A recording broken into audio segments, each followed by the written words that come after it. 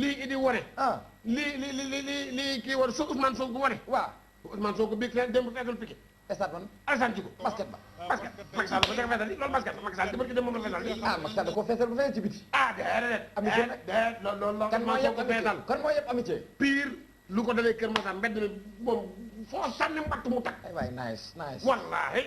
lu leer la leer ab déchet potentiel ngeen am boo ngeen ko xeebee ruux ngeen suur wala suur ruux ngeen jamono lu leer laa di wax. loolu nga yaakaar yow wallaahi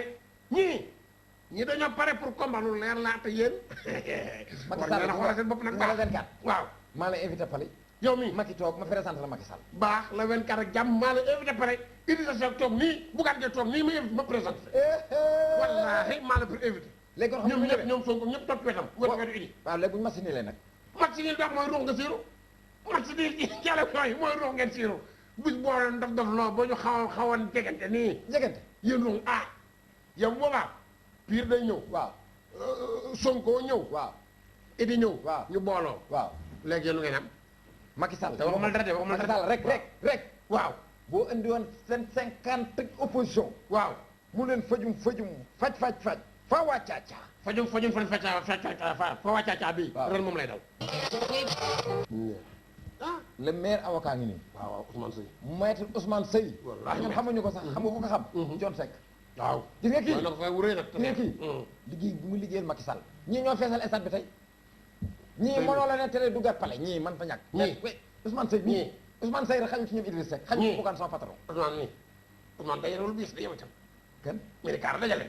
minicar la indi wallaahi minicar la ma Ousmane lay ni de kon gisoo bii si bis yan yow kii avocat bi baax yow xamoo kii xam-xam bi ma am mais xam ne baax xëy man baax man dëgg la baax li nga xam lépp dëgg la maire Ousmane Seye Amine Ba ñoom ñëpp liggéey waaye pire moom lu leer a baax pire rek bi de pour lu may bëgg a def mooy jël pee pire waaw pire kay xanaa Macky Sall toog jox ko financement mu ubbi daara yi yokku daara yi rek bala 24 waaw billaahi yuuxu dina jëf ko foogawul waaye Lamine Ba wax le ne kii waaye Lamine Ba wax le ne kii yow mi la Lamine Ba war a waxal boo leen ne baax lii dëgg ba dëgg mooy li sa waay wax mooy dëgg waaw léegi Ousmane Seye doo yëkkat sa loxo rek yëf yi leer neel nii rek Ousmane Seye na yëg neel nii na ko nee deuxième mandat Ousmane Seye man bu yeboo nga wàccee sa waay Lamine Ba yow waxal ak ñii wax leen ak ñii waxal ak ki baax waxal ak baax waxal ak baax nen ne waxal ak baax mi ñoom ne nay sax ak doo Ndiaye doos ak ki am wala ci am journaliste boo xam ne bu Macky Sall jëlaatee réew mi dina am problème mu ngi ci plateau bi loolu de allo waaw kooku son excellence Macky Sall ay waay Macky Sall waaye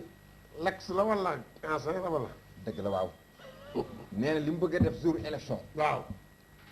day tëdd këram ba 19 heures loolu yàgg na ko taal télé taal rajo waaw day gis nu muy mbàcc gaa yi ah mbàcc mi nee na dëggal nee na nee na dama leen bàcc ndànk sax dama leen di bàcc kanam di bàcc ginnaaw maanaam wuruj ware wuruj ware waaye nii la de jaajëf Macky mu ne Macky Sall mii rek li may wax noonu fàtt naa ko wax mu rek la réveil bi dafay ban te mu bidanti de daa sonn baax moom jaxaar man ma wuyu ko àll ah aleykum asalaam kooku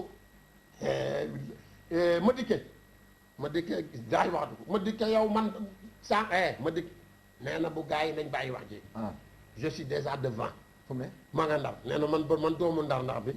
kenn dootu fi waxati devant niwi di riir wala loolu Macky leer na nee na bu soobee yàlla Macky il faut qu'il prépare ses bagages et qu'il quitte le palais moom dernière campagne fu mu ko waroon defee fan gis pour yu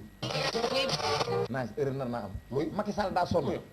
négal ma woo ko mu régler réveil bi balaa bidanti yow bàyyil Macky ñaan ma bidan Macky du bidan daa ñeme bidan le jour élection daa ñemewul loolu nelaw ba alors waa président waaw ma ne le 24 février dimbali ma ngir yàlla sa réveil bi na nga ko réglé ba def ko 7 heures du matin nga teel a jóg waaw yow dafa nelaw ma ne fay ma yor réveil yow yoro réveil xanaa ma lay envoyé vocal del déglu sa téléphone de ma yow vocal boobu dee ko dégg waa baax yi wér nga ay jaajëf waay jaajëf Macky vocal daa mën a yee kenn am vocal nee na jarul nga may yee miin naa pale miin heure bi damay dugg kenn mënu ci dara ba booba ay c'est laay yuuxu dana ci foogee wala la damay ragal bugaan ñëw naan mais lii c'est pas normal loolu la nañ ko waññaat la